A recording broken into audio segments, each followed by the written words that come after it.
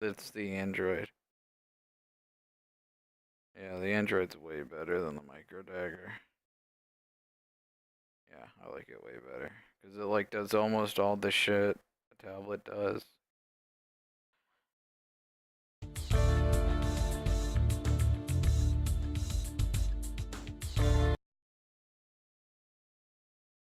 Be making you send things out like a tablet. Yeah, yeah. You can do everything except, like, watch. Um, yeah. Alright, are you seeing anything? Alright, it should kick it in a second.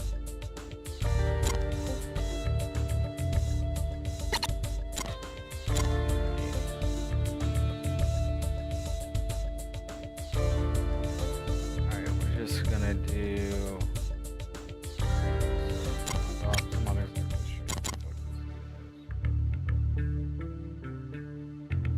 yeah, I fixed it so I can see the arrow finally. Alright, we'll just do take off. Alright, listen up. Review package land. Okay, yeah, this is easy. Just take off. What I'm gonna do is mute myself on TeamSpeak so that you hear everything in real time instead of it lagging.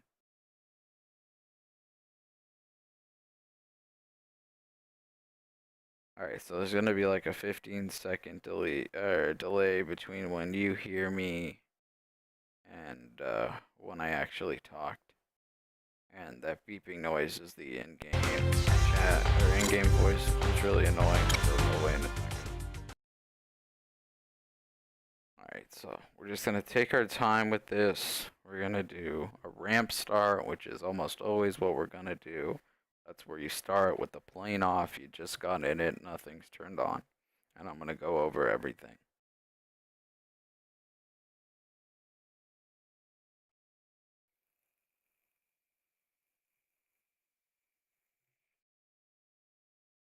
And when you get your joystick, we'll, like, I have a whole profile, so everything's already mapped out for me. In fact, I actually have to set that profile up. But when we get your joystick, we're gonna have to map out all the buttons.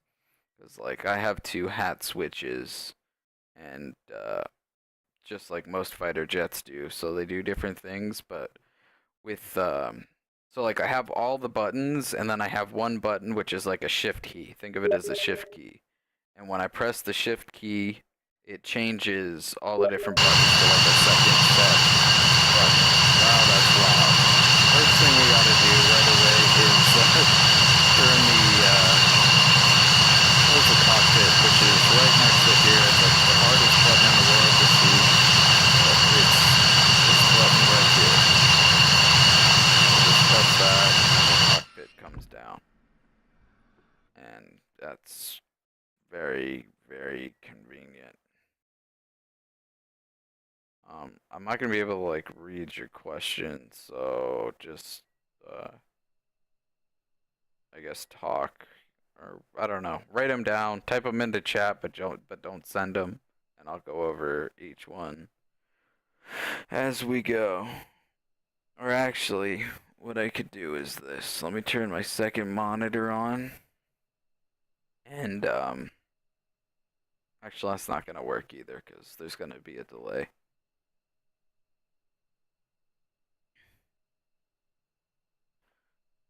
That beeping is really fucking annoying.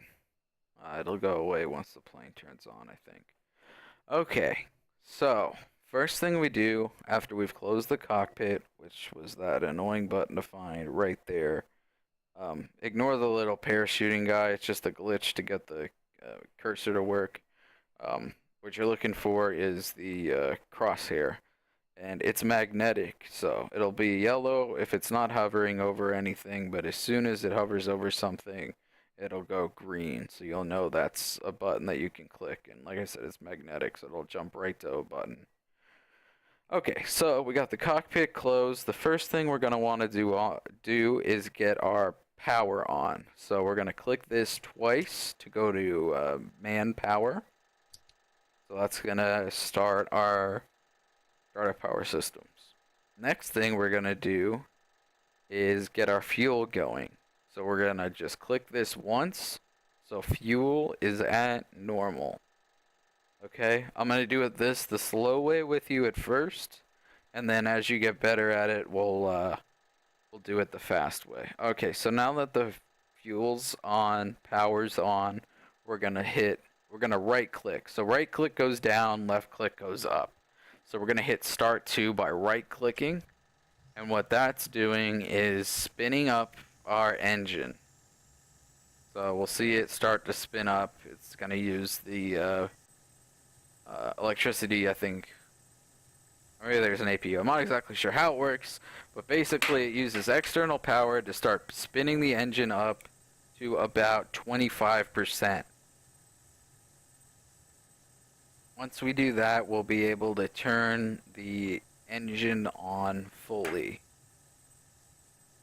So let's wait. It's already 20% and climbing.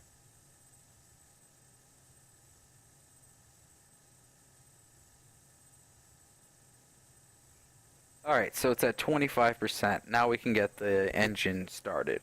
So what we're going to do is go to our throttle. We're going to get it out of idle mode, push it forward, kind of to where it says, you see how it says start there? You want it up there, and there's a button. You can't see the button, but if you go over it, it'll magnetically lock onto it. It's, I guess, right there. It's where your pinky would land if you were holding the throttle. And we're going to click it once, and that'll start the like main fuel jet engine. I don't know what the correct term is, but that starts the plane up. You might have to push the throttle up a little bit more to get it to start, but eventually you'll see that your RPM is start to climb. So once you see that your RPM start climbing, we're gonna put our throttle back in the idle position. Okay? This is the hardest button to find, this next one, and it's very important because if you don't hit it, you'll overheat. That's the air condition button, and it's right here. Obviously you can't see it, but it's right under where your right armrest would be. So you just click it once, and now we got our air condition going. So as far as the engine itself, everything is on. So I like to go from left panel to right panel. So starting from the left, we're going to turn this, our IFF, onto UFC, our upfront controller. Upfront controller is this thing right here. Next, we're going to want to turn our lights on. Okay. We're going to want to put our ECM on to operate. Now we're going to want to mess with our comm stuff. We're going to turn the volume up by scrolling comm 1 and comm 2. This is your missile and your threat warning. It's Bitch and Betty that yells at you. I like to have them pretty loud. The missile warning is that, or the missile is the growl that the AIM-9 makes when it's trying to lock on, so I like to have that kind of loud, and then the threat warning I turn up pretty much all the way. Okay, now we're up to the comms relay itself. We're going to put this on both, and that's set now. So moving up, we're going to turn our countermeasure system on. So all the red knobs get turned on. And the mode, we're going to set it to manual, so we click twice. So now we're good. The other button, it's kind of hidden. I mean, it's not hidden, but you don't see it right away. Is I believe this is the RWR power. So you just click that right there. Turns that on. Alright. We're going to want to put our parking brake on, just so the jet doesn't move if we accidentally throttle up too much. This panel here is going to be important once we actually get into firing missiles, bombs, whatever. But for right now, it's not such a big deal. Now we'll start at the back of the left. Here is the super, super important button. This is your INS. It aligns your plane. So it takes about, I want to say 5 minutes to align. So at first, you just click it once to go to normal. So now our INS is starting to align. We're also going to flip up all of these knobs, MFDs, GPS download, etc. I don't know what they all mean. And we're also, this top row, we're going to turn all this on. FCR, radar altitude. This one only goes to the center thing for now. One thing I forgot on the left side, we have to arm our ejection seat. So that's starting up. And apparently we're in the older the older F-16 that has the high contrast screen, so it's green and black. Pretty annoying, but it is what it is. So right now everything is turned on. We're going through our bit test here. We're gonna want to go to DTE on our right MFD and load what's called a data cartridge. And all a data cartridge is a bunch of pre-saved information, like think of it as your presets for the whole plane, communication frequencies, what you like on each MFD, comms, all sorts of stuff. I don't even know half the stuff that it loads. So we're gonna load that, and we're gonna wait for the bit test and the INS to finish aligning. Once the INS hits, I believe, 4.0, it is considered aligned, and we can turn it on. Two other things I forgot. This knob here is your symbology. So if we turn this on, once everything boots up, we'll have full heads-up display no matter where we look. I believe, I don't know, this isn't a Block 52 F-16, so I'm not 100% sure.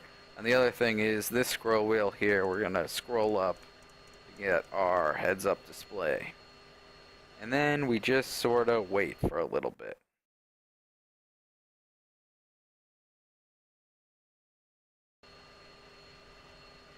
Yeah, arming the ejection seat is... it's scary when you think about it. These knobs here are gonna be your instrument lighting for when it's dark. I don't know if you... there we go. This panel here is gonna be anytime you get an error, like, you know, your master cautions here. If you see that, you can look down at this panel and see what the problem is. So right now we got an avionics fault in IFF.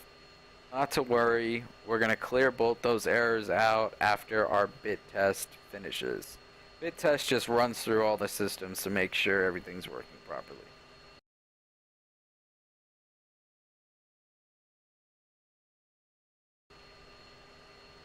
I'm not sure I understand your question about full display on all the windows. This isn't the right F-16.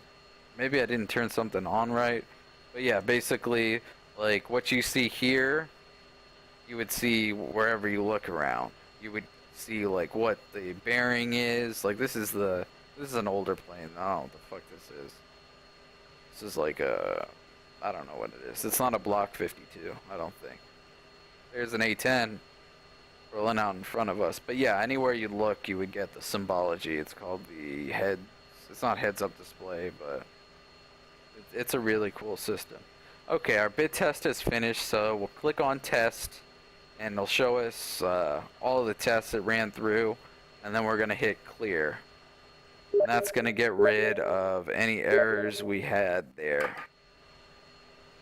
I have a master caution on, and I am not sure why it is on. I believe I set everything up, but this isn't the F-16 I normally fly, so something may be different.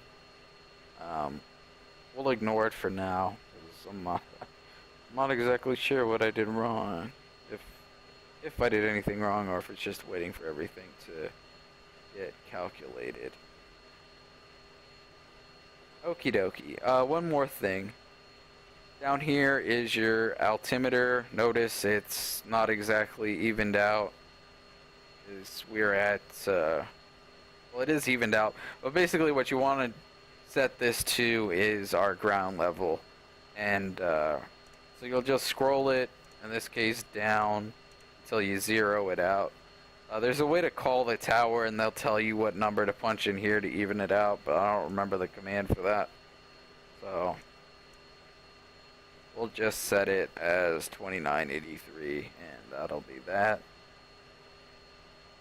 We're also going to want to call the tower, which I'm pretty sure I set the tower as 15. I did. Yeah, it's 15.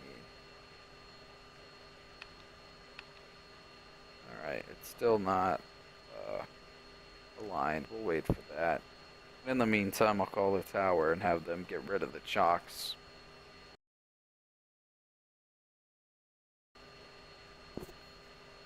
So right now we're just waiting for the INS to align. Once it starts flashing ready or aligned up there, we'll put it in nav mode and get ready to rock and roll. I usually do, I did this the slow way just to show you what everything is, but normally I get it so that we don't have to wait this long. But for the sake of the tutorial, I think this is fine. Here's the A10s taking off. Big thing to remember, do not fuck with that INS button. Like, once it's on norm, do not fucking touch it. Do not move the plane until it says align. Otherwise, all your avionics are gonna be fucked.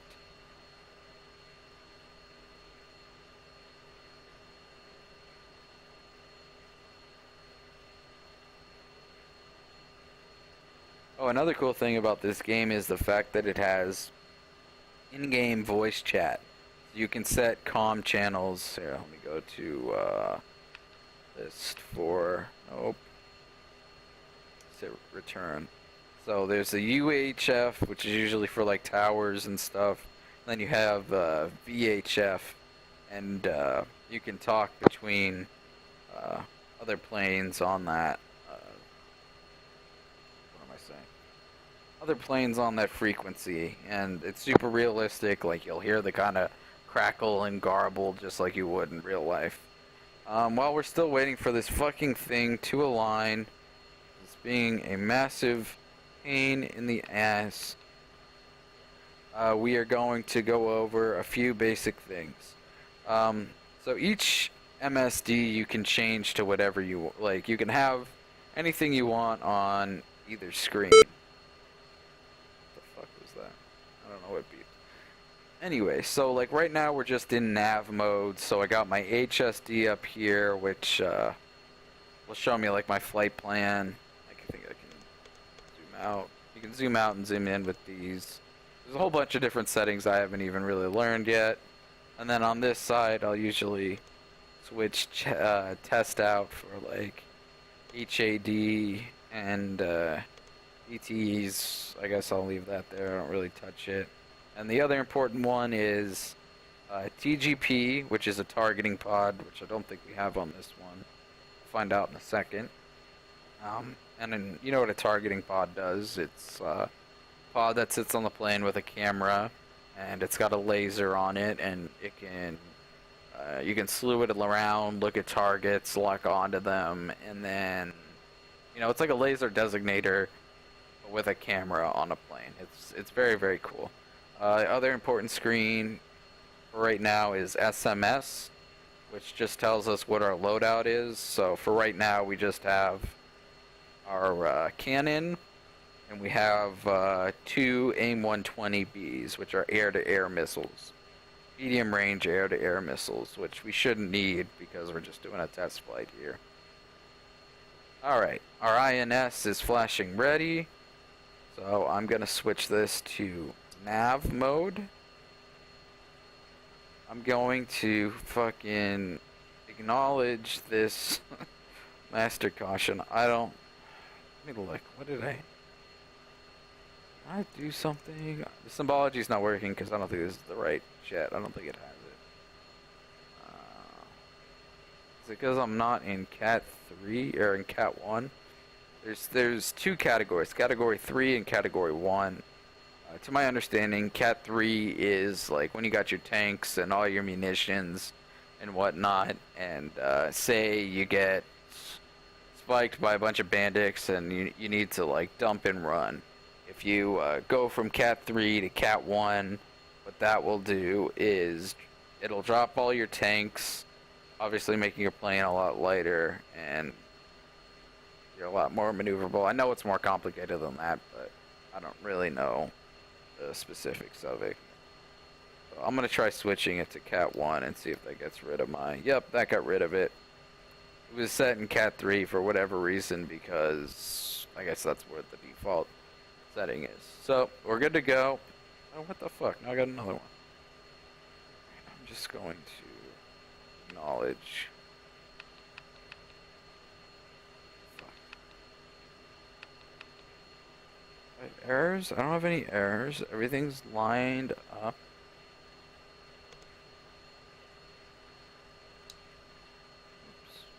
Shit, I should not have hit that button.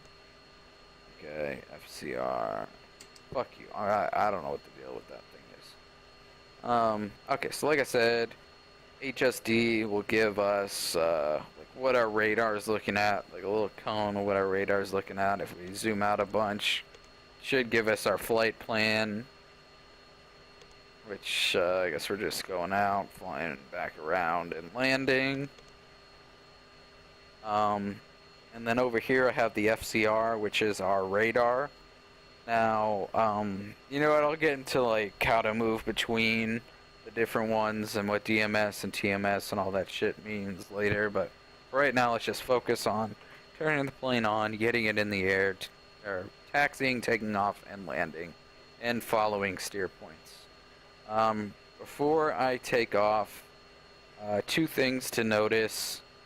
Right now, in this bottom right, it'll tell me what my steer point number is, how far away from that steer point I am, and what the time to that steer point is. And if you look at my flight plan, each one of these is a steer point. So it's our flight plan. This is how we, you know, stay on plan, basically. So to line up with your steer point, what you're going to do is take this thing right here, the vector, what's it called? Basically the vector of your plane. I call it the meatball because that's what my friends called it who taught me, and that's what I'm teaching you. Basically what you do with it is line your meatball up with this thing here, which is a lollipop. It's just a circle with a line coming out of it, and the line's pointing towards the direction of the steer point. Yep, put the meatball on the lollipop, and that's how you follow your steer point. Steer point 1's gonna be like home plate or just off the runway. Steer point 2 is really the one you gotta worry about after you take off, because that's where you're going. To toggle between the steer points, you press this button, this little rocker here, so up to steer point 2, which is 14 miles away, 3, 4, 5, whatever. We'll go back down to 1 for now. We'll call up the tower. Don't worry too much about comms. I'm just going to see if I can figure this out. We'll call tower and we'll request taxi. Goblin 2-1, ready for departure. I don't think I have the right tower. Yeah, I don't have the right tower frequency because I forgot to set it up, but they would just say, cleared for takeoff, taxi and hold short, and then whatever runway we're going to. So, what we're gonna do is take our parking brake off, right-clicking to go down. Remember, on toggle switches, right-click is down, left-click is up. And we're gonna taxi out. I'll just go the same way that the A-10s went. Oh, and another smart thing.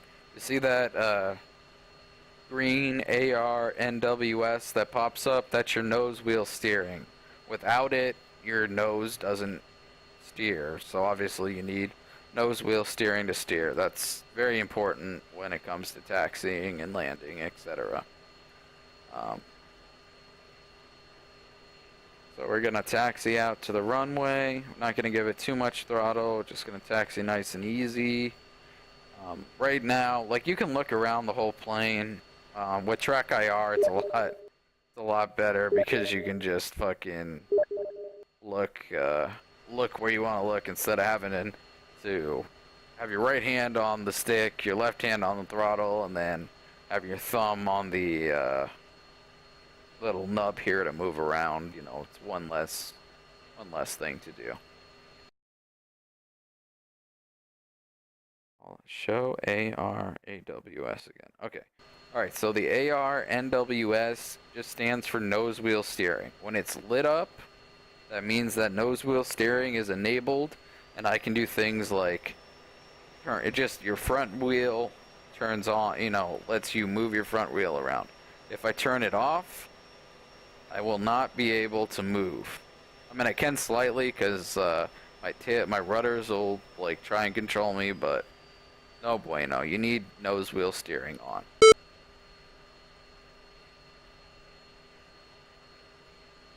Let's see. No, we want to go this way.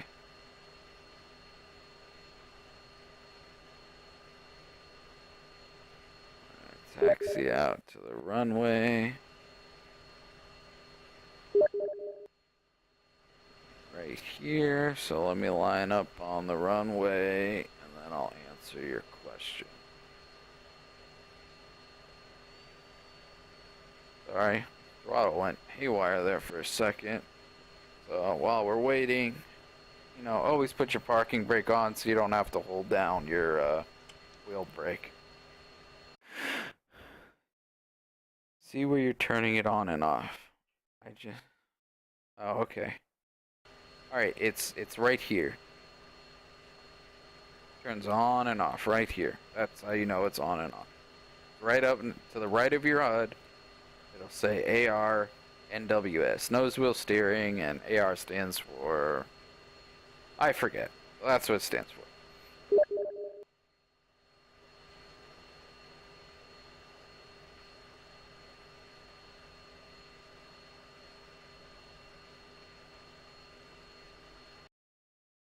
Okie dokie. Alright, so what we're gonna do is we're gonna take our parking brake off. We're going to line up a little more perfectly with the runway. I'm gonna hold my nose wheels, or my nose brake down. I'm gonna run my engine up. Let go of the nose wheel. I'm gonna make sure I'm lined up. Then I'm gonna turn nose wheel steering off just so I don't wibble wobble all the way off the runway. I can do minute maneuvers with the rudder. And we'll do a full afterburner takeoff. And once you hit about 170, 180 knots, just 5 degrees nose up, hit G, put your gears up. Flaps are automatic in the F-16. You don't have to worry about flaps. It'll automatically tell you when to put, or it'll automatically put flaps up and down.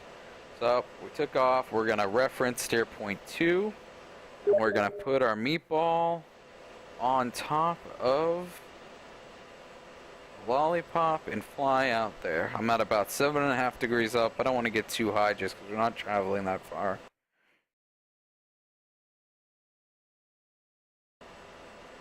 Yeah, dude, the game sounds fantastic. We're going pretty fast. I'm gonna stay between, I don't know, 400 and 450. As you can see on the bottom right, gives us the steer. Like I said, the steer point. What steer point it is, how far away we are, and time to steer point. And we're gonna get about. We'll cruise around about 5,000 feet. That's pretty low, but you know, for the sake of demonstration, that's what we're gonna do. So I'm not gonna go into any weapon systems or any of that. I'm just gonna basically show you how to fly the plane, how to turn it on, what all the basic systems do, and we'll get into some more advanced stuff. Like I said, I'm not even very good at this game.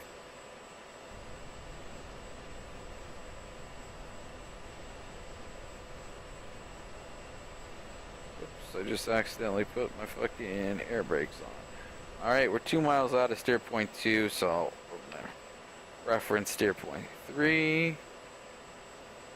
And we're gonna go line the meatball at the lollipop up.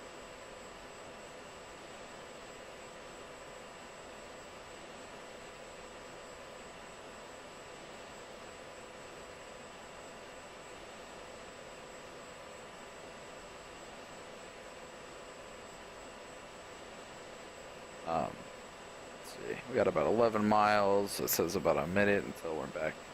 So we're at steer point 3, which is fine. Gives me time to show you kind of how the HSD works. Like I said, it's just kind of like a map of where you're going. Here's us, and here's all the steer points or circles, and the steer point that you have selected will be filled in. You can do all sorts of stuff with this. I'll explain bullseye locations, and you do exponential mode, like all sorts of stuff. You don't have to worry about it right now, though. Oops, a little off with steer point 3. It's gonna come in. My speed's a little high, so I'm pull the throttle back. We really don't want to be going that fast. Just want to cruise, like I said, between. We don't even have to be going this fast. Oh, and just like a fun fact while I'm thinking about it, corner speed in an F-16 is about 400 knots. So you want to make the tightest corner possible. 400 knots is how I've actually heard two numbers. I've heard 400 and 440, but right around so even an out, say 420 knots. I always go for 400, but that's peak corner speed in an F-16. Now you can see there on the ground, it'll show you where the steer point is, so kind of have like two visual references. You got your lollipop showing you like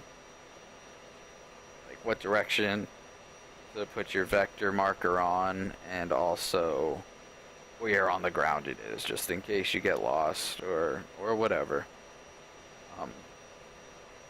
I'm gonna drop down to about 5,000 feet even, and then just put altitude hold on. There's a bunch of cool autopilot features. The one I use is down here. There's pitch and altitude hold. I just go for altitude hold. It's easy enough. Wobbling around a lot, and I'm really not sure what the reasoning. I don't know if I did something wrong, but it may make landing a little hard, but it is what it is. Maybe our altitude could be, what the fuck could be, actually, no errors. Maybe it's whatever that random master caution was.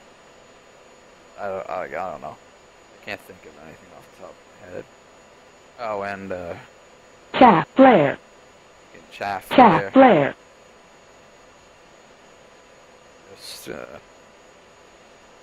I don't know if you know how chaff and flare works, but chaff basically just shoots out strips of aluminum meant to interfere with a radar-guided missile's head, so it kind of confuses it. I mean, they're not terribly effective, but if you use them correctly, they can be. And then a flare is just that, it's a flare, and it's meant to confuse infrared missiles, missiles that lock onto heat signatures. So, both effective tools if used correctly. Alright, steer point 5, 45 miles out, 8 minutes flight time, so we're probably going to speed up here. Let me take a look at my fuel. See how much fuel I have, and if I have enough, we'll go full afterburner just to get our speed up. Some things to note on the HUD itself. Obviously got your vector here, artificial horizon. This will be like, I think it's where your nose is headed. Altitude, speed, nav, the 2.5, fuck, what does that mean? don't remember off the top of my head. This number here, the .63, is what your Mach number is. Minimum altitude level, I believe, is what that is there. 300 feet.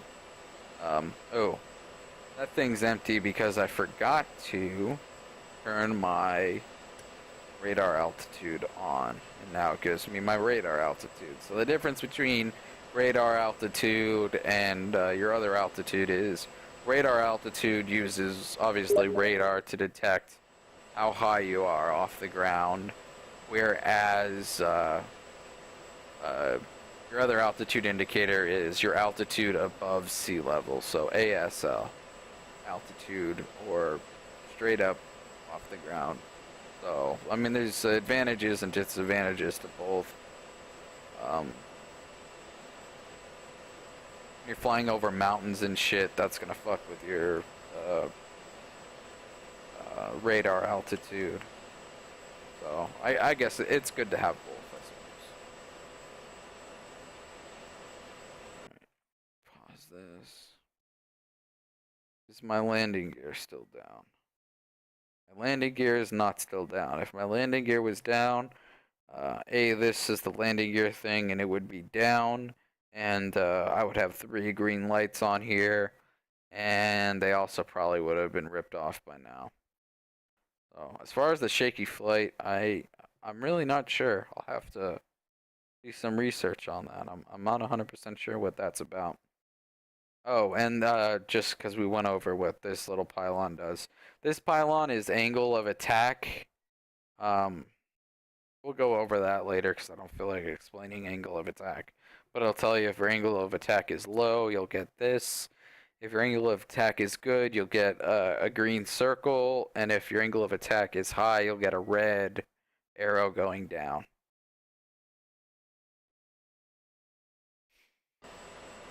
And we'll go supersonic just for shits and gigs. And because we got 30 miles to go, and we can eat that up in like a minute and a half.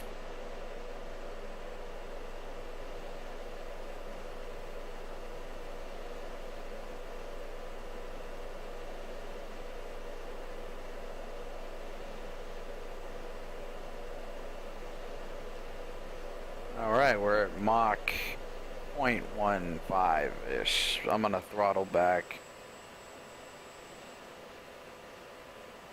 If you see here, it says G/S, and it's a different number than my speed over here. This is ground speed. This is indicated airspeed.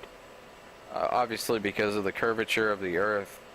I mean, like, the higher up, if you're going the higher up, the more difference there's going to be between your indicated speed and your ground speed, I believe. Just because, obviously, the Earth is not flat. We gained a little bit of altitude, so I'm going to drop down a bit here. Let's see. Let me go back to my HSD. And we are...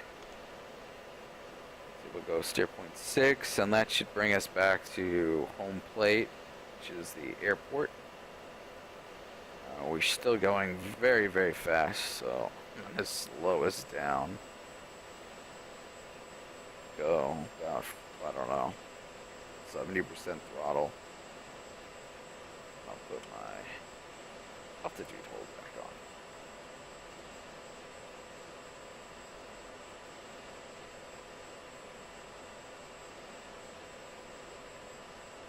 Oh, I have the wrong. You know what? I know the difference between the two. I should probably learn that. I think if I do the other altitude hold, it keeps me right at that number. Pitch altitude hold. So yeah, this will hold my pitch down.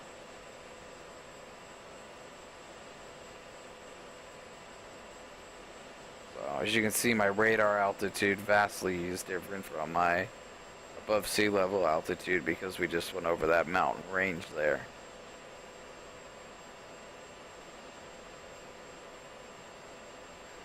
Alright, 5 miles out from... Is that the fucking airport? Did I fuck this up? I fucked this up. Or no, I didn't. Guess I did. I don't know. If not, we'll come back around. I really didn't pay attention to the flight plan. Oh, this might be a different airport. Alright, so we're gonna... Alright. So we're looking at steer point 6 now. We're gonna do a gentle right-hand turn. It doesn't really matter, we can do 2 loops with this.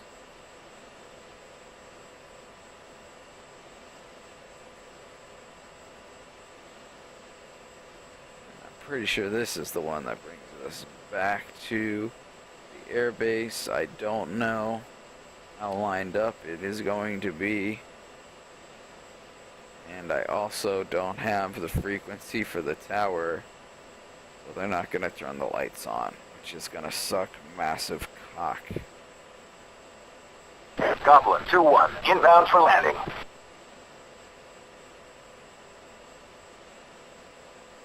Goblin 2, you're outside my airspace, contact me 30 miles. Is that an airbase out there? I can't tell. I've never done this mission before, and I probably should have looked at the fucking... I should have looked at the flight plan ahead of time. But anyway, I mean, if anything, this is a nice, it's called an LOA, which I believe stands for, what does that stand for? Now it's pissing me off. Google LOA flights and tell me what it stands for. Local Area Orientation, LAO. Never mind, I got it.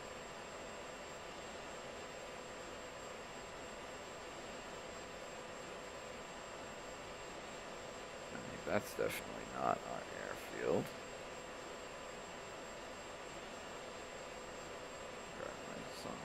Fly around. Oops.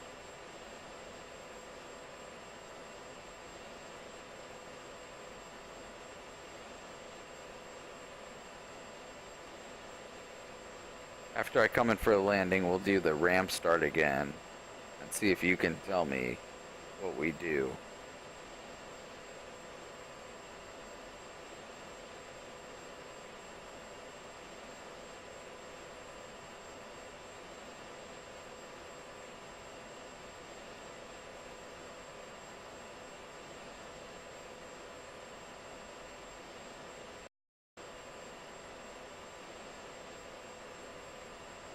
Anyways, so what do you think so far?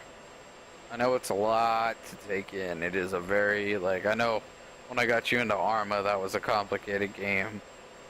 This is literally learning how to fly an F-16 minus, or actually an F-16.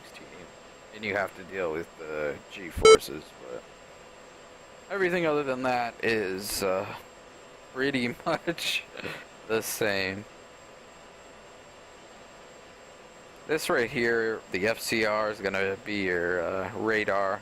Put in standby mode, or I can put it in CRM mode, which is air-to-air mode.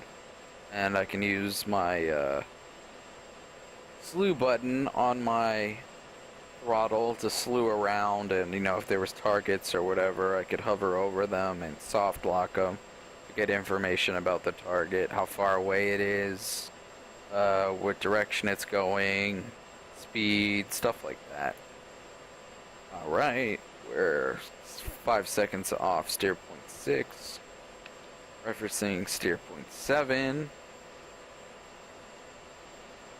which is kind of far, but okay.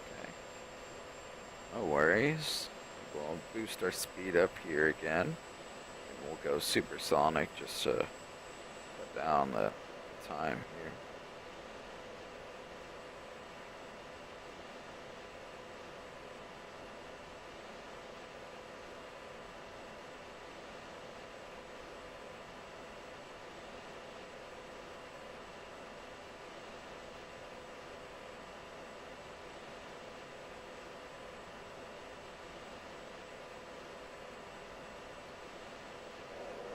We'll go supersonic, why not?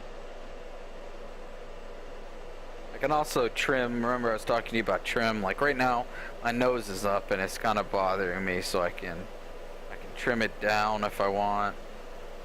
Shaft flare. Oops, wrong button. I can trim it down if I want, I can trim it up I have altitude lock on, so it's not doing too much for my pitch trim, but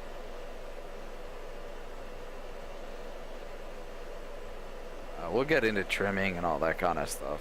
Maybe that'll be like our day one when you get your joystick.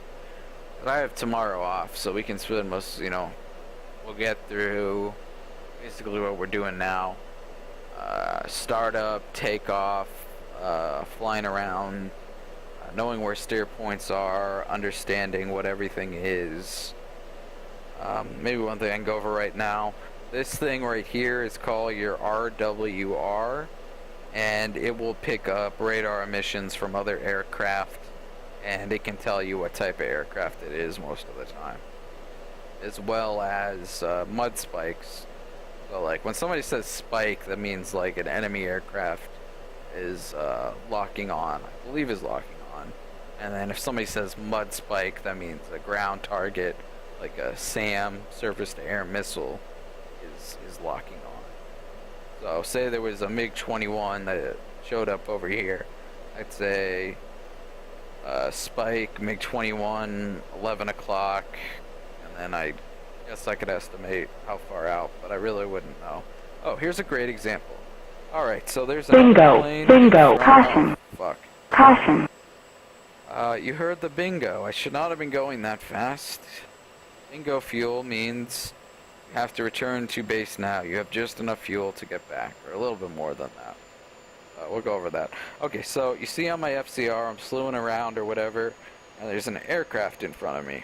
What I can do is hover over the aircraft and hit TMS up, and that locks the aircraft, and it will tell me our closure rate, it will tell me its bearing from bullseye, it'll tell me how high it is and how close it is. Right now this scale is at 40,000 and or at 40 nautical miles, and it's about, say, a third of the way down.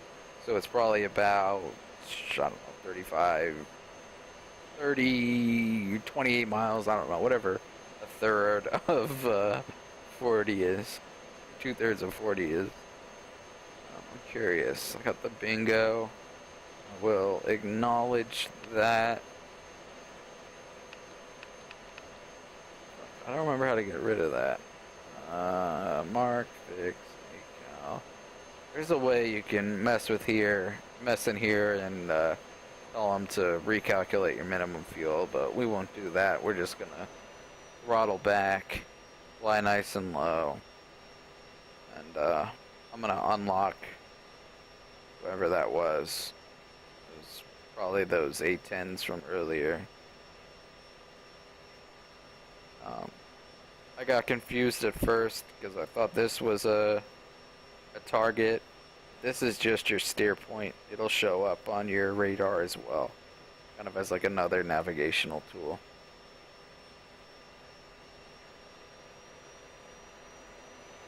We'll stay at about, I don't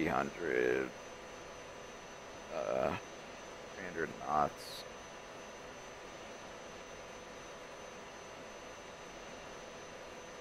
And well, maybe we'll throttle back is what we'll do. I'll turn altitude hold off, and I'll just angle the bird down a little bit so we can just kind of glide in. Let's see. Going to steer point. Let's see, when are we going to? We're going to this steer point here, steer point 7. We have steer point 8, 9, 10. Fuck, where's home plate? Plate maybe back there. I should not have showed you how you can go supersonic. That was a dumb idea. We may run out of fuel here, which I have actually yet to do in this game. Oh, whatever. I've gone bingo before on a seed mission, but I managed to get back to base. Alright, we're gonna reference waypoint, or steer point 8 now, which is bringing us out over here.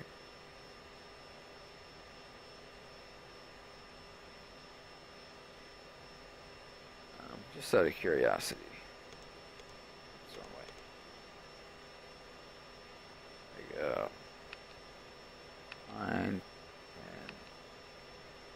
go all the way down to.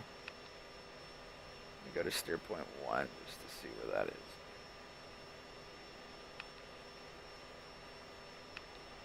Okay, we're not far from steer point 1.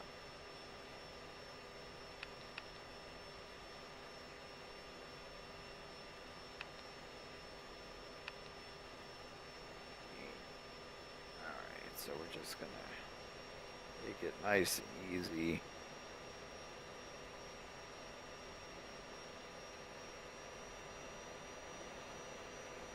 Should have enough fuel to get back to base, especially at this speed. I'm pretty sure you can use the cruise button. What was 5? Range. No, that's not what I wanted. I'm not 100%. Like I said, I don't know how to use a lot of the stuff yet, so.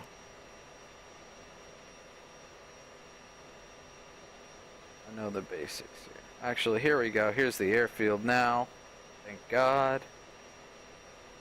What we're gonna do, see if I can get clearance to land. Goblin 2-1, inbound for landing. I don't think I have the right ATC ATC frequency. Goblin 2, you're outside my airspace, contacting 30 miles out. We're gonna wanna stay around 250. Came in. I did not realize we were this far out, and I don't feel like turning back around. So, I'm gonna lose some altitude here.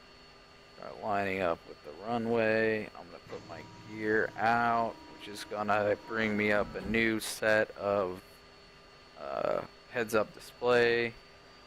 You want to land, I want to say about between 120 and 160, depending on your configuration. That line in between the horizon and the 5-degree down marker is 3 degrees, and that's pretty much where you want to be on your glide slope. Normally, there's the VISO lights, or whatever the fuck lights they're called, that come up on the runway.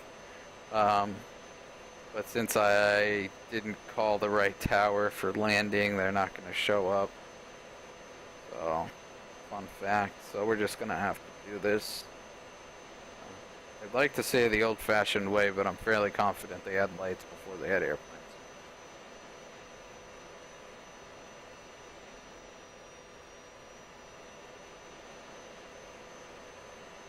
Just trying to keep my meatball at about 3 degrees down and make sure it's on the runway. Keep the runway there. The other thing is you got to do very, very minute movements with the stick. I got to tighten my stick up a little bit just because it's a little bit too sensitive for my taste. But see, like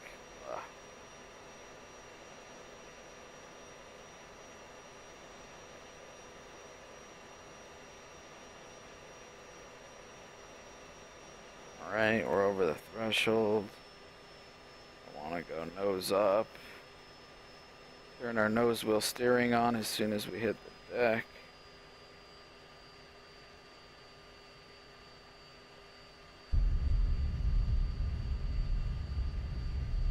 And we want to put our wheel brakes on. That was not my prettiest landing by any stretch of the imagination, but we got back home and the plane did not explode. So I guess you can't ask for much more than that.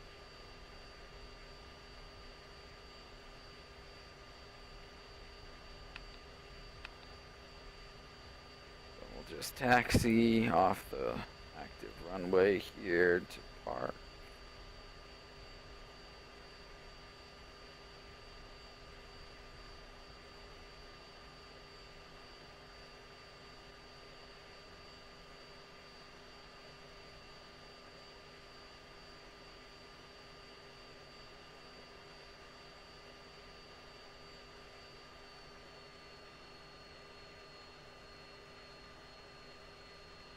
And I guess this is where we will end this little exercise. Make sure to put your parking brake back on. And I don't remember how to turn the engines off completely, but whatever. Alright, so I'm going to pause the stream for now so we can chat, and then I'll put it back up. We can do whatever you want to do.